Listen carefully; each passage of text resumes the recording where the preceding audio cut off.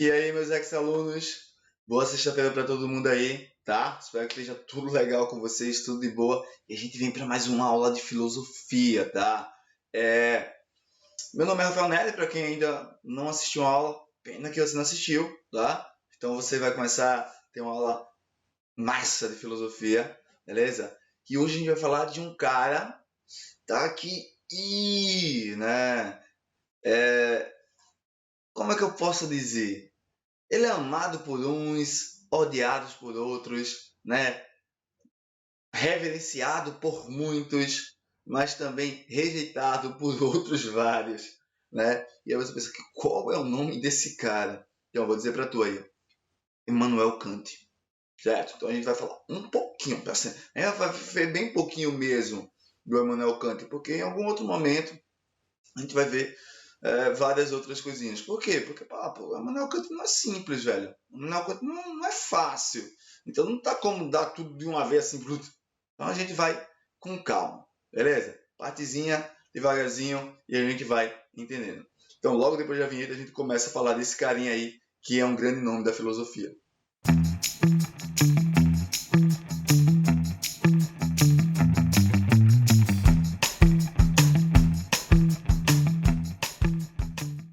Então, velho, Immanuel Kant, cara, esse cara, como é que eu posso dizer? Ele vai ser um ponto muito alto na filosofia moderna, né? É o principal nome do iluminismo, só para a gente entender. O cara é importante, né? Rafa, só porque ele é importante quer dizer que todo mundo aceita o que ele falou? Não, né? Porque ele vai ter uma coleção. Acho que o Immanuel Kant vai ser um dos pensadores mais criticados na contemporaneidade, né? Então a gente vai encontrar crítica do Nietzsche, do Foucault, do Deleuze, né? De toda a escola de Frankfurt. Então a galera vai criticar mesmo o Immanuel Kant, que vai ser uma coisa bonita. Porém, a gente não está querendo saber essa crítica deles, né? Tá? Então, Immanuel Kant ele vai estar situado em um momento que a filosofia está tendo grandes nomes, né? Como Rousseau, como o Locke, Montesquieu, Diderot, Adam Smith, né? Saint-Simon e por aí vai, né? E o que é interessante é que o Immanuel Kant ele vai, como é que eu posso dizer? Ele vai inaugurar a escola de pensamento alemã. Quer dizer que Immanuel Kant foi o primeiro filósofo alemão? Não, não quer dizer isso. Mas ele é o primeiro grande nome, mundialmente falando, que vem dessa Alemanha que vai ser extremamente produtiva, né? Porque eu tenho a primeira geração que é o Kant, a segunda geração que é o Hegel, a terceira geração que é o Marx, a quarta geração que é o Nietzsche, a quinta geração que é a escola de Frankfurt. Então, a gente pode dizer que a Alemanha, a partir da modernidade, ela vai estar entre os principais nomes da filosofia, né? E isso é interessante, isso começa muito com Immanuel Kant, né? Porque, querendo ou não, né, ele dá um suporte, até se for para reclamar, ele tá ali, ele tá dando suporte, tá? Então, o que a gente vai ver desse Immanuel Kant? A gente vai ver a parte mais básica, que é a parte do conhecimento dele, né? Então, Immanuel Kant ele vai ler David Hume, que é um pensador empirista, cético, e ele vai dizer, caramba, o Hume ele me traz uma questão que é incrível. Que questão é essa? É simples, velho. David Hume vai dizer que, olha, mesmo através da experiência, eu não posso afirmar que algo sempre vai acontecer da mesma forma, né? É o que David Hume diz. Então, o David Hume ele traz uma questão para o Kant que é tipo, caramba, então como é que eu vou conseguir afirmar alguma coisa? Eu preciso da verdade, eu preciso impulsionar essa ciência aí. Então, como é que eu vou conseguir afirmar alguma coisa? E aí o Kant ele se baseia nisso, né? Dessa problemática que o David Hume traz, né? E qual é a base para esse pensamento do Kant, né? O Kant ele vai olhar para o que foi produzido antes dele e ele vai encontrar o racionalismo e o empirismo, né? E ele vai dizer, caramba, o racionalismo diz que o caminho para a verdade é a razão. Ok. Mas já o empirismo diz que o caminho para a verdade é a empiria, é a experiência. Também é válido. Só que o Hume pega e diz aquilo para mim, né? O Hume pega e diz, ei, a experiência ela me dá o conhecimento sobre a experiência que eu fiz, mas ela não me gera um conhecimento para todas as outras experiências que eu vou fazer sobre o mesmo ponto, né? Que é o princípio da casualidade. Aí você diz, caramba, aí o Kant tal. E ele vai chegar a um ponto que dizer, então, se os dois fazem sentido, só que os dois têm um déficit, o que é que eu preciso fazer? Eu preciso juntar os dois. É simples. Tá, eu vou pegar o pensamento do racionalismo de Descartes, eu vou juntar com o pensamento empirista do Francis Bacon, John Locke, David Hume, não importa, e eu vou criar o meu caminho para o conhecimento, porque para Kant a verdade ela é única. Para Kant, a verdade é o processo de raciocínio é algo extremamente necessário para a minha vida. Pá, beleza, eu juntei os dois. O que é que eu fiz? Então, ele cria uma coisa que ele chama de apriorismo. Como assim? Ele pega o conhecimento do racionalismo, que é um conhecimento priori, que é o quê? É um conhecimento que vem antes da experiência, e eu somo e eu junto com o conhecimento do empirismo, que é o conhecimento posterior, que é o conhecimento pós essa experiência, pós a ação, tá? E o Kant vai dizer, olha, essas duas bases são as bases do conhecimento, então eu tenho que juntar os dois. Primeiro ponto é que uma necessita da outra. E aí você pensa, como assim uma necessita da outra? Calma aí. Simples, velho. Pensa. Pensa.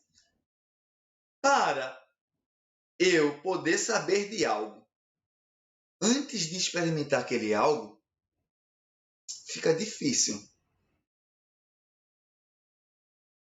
Fica muito difícil. Por exemplo, aquela comida, nunca comia tal comida.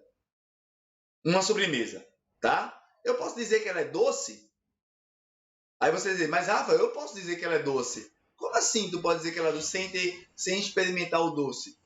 Eu posso lá ver a quantidade de ingrediente que ele usou e eu saber se é doce ou não. Ok, massa. Só que é um problema. Eu não estou perguntando sobre o ingrediente, estou perguntando sobre o que é doce ou não. Então, ele só vai poder afirmar que algo é doce se ele souber o que é o doce primeiro. E não importa, eu só vou saber o que é o doce primeiro experimentando. Então, todo conhecimento priori, que é o conhecimento que não necessita de experiência, então, isso quer dizer que eu não preciso da experiência para saber que aquilo ali é doce. Mas a base disso é uma experiência. Tá? Vamos imaginar aqui um triângulo. Eu falo para vocês, um triângulo. Então, o que vem na sua cabeça, o triângulo, tá? Veio. Você não precisou olhar para um triângulo. Você já sabe que um triângulo tem 3 lados. Isso é um conhecimento priori. Só que para você saber que um triângulo tem 3 lados, primeiro você teve que estudar isso. Né? Primeiro você teve que ter uma experiência com o triângulo. E aí sim, eu saber, né, que toda vez que eu ver falar triângulo, eu só sei que tem 3 lados. Então, é um conhecimento que ele necessita do outro, né? Então, eu posso estar andando na rua, e aí vê que é legal. Eu posso estar andando na rua e dizer, olha, aquela casa é verde, não é? E pergunto para tu, não é? Aí tu vai dizer, tu para conseguir responder, tu vai ter que olhar para ela. Tu vai ter que olhar, porque tu não sabe que casa é.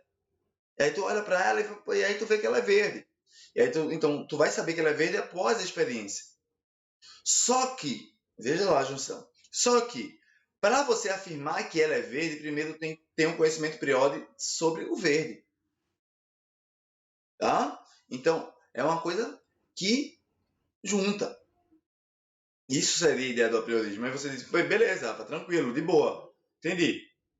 Então com isso a gente consegue conhecer tudo. A gente consegue conhecer o que é mostrado para nós. Então, o pensamento de Kant é um pensamento material, é um pensamento real, não é um pensamento ilusório, não é um pensamento de algo que, meu Deus, que não se mostra. Porque Kant ele vai separar a coisa em si e o fenômeno daquela coisa.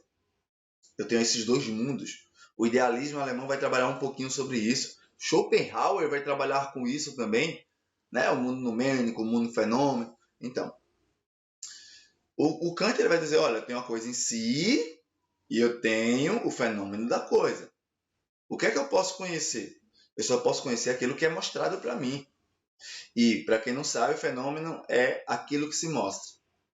Certo? O fenômeno não é uma coisa espetacular, mas sim é a ação de um objeto, como aquele objeto se age, é como se mostra aquilo. Então, eu, como ser, eu tenho uma capacidade de conhecer o fenômeno. Tá? Eu tenho capacidade de ver, né, conhecer. Eu sei que eu conheço todo o processo de crescimento de uma planta, né, nascimento do broto, da flor, do fruto, porque ele se mostra para mim. É um fenômeno, certo? Mas a coisa em si, só quem tem a possibilidade de conhecer é a própria coisa. Então, o que Kant está dizendo para a gente é que a gente não tem a capacidade de conhecer algo que nunca foi mostrado para nós. Certo? Beleza? Ok. Acho que tá de boa. Quando eu começo a trabalhar de forma racional a partir do apriorismo, é o que Kant vai chamar de esclarecimento. O esclarecimento é quando eu começo a pensar por mim mesmo, de forma racional. É quando eu saio da tutelagem do outro. E eu estou na tutelagem do outro porque eu permito ser tutelado. Então, eu abandono essa tutelagem e eu alcanço a maioridade. Então, isso para Kant é o iluminismo. É eu sair desse escuro, dessa tutelagem, dessa sombra, tá? E encontrar a luz. Eu vou esclarecer, né? E por isso que a gente chama isso de iluminismo. Porque eu ilumino. Eu saio da sombra e ilumino. Beleza? Acho que isso é só o comecinho, uma partezinha. Não sei se foi tão simples de entender, mas espero que tenha sido muito de boa. Tentei resumir o mais rápido possível para a gente não complicar tanto, tá? Mas tem muita coisa que a gente fala de Kant, dos imperativos, né? O categórico, o hipotético, entre outros pensamentos que não é cobrado no Enem, que é uma coisa muito mais profunda, tá? Mas espero que você tenha entendido um pouco desse apriorismo, desse criticismo aí do Kant, tá? E que se cair lá no Enem, você vai tirar de letra isso aí, beleza? Se tiver com alguma dúvida, deixa aí no comentário que a gente vai e responde para vocês, beleza? Tchau, tchau para vocês. Beijão. Ah, calma. Espera aí. Lembra de curtir aí, tá? Lembra de se inscrever no canal, para que se você não é inscrito ainda. E lembra de compartilhar com seus amigos, tá? Agora é assim. Tchau. Até próxima sexta-feira.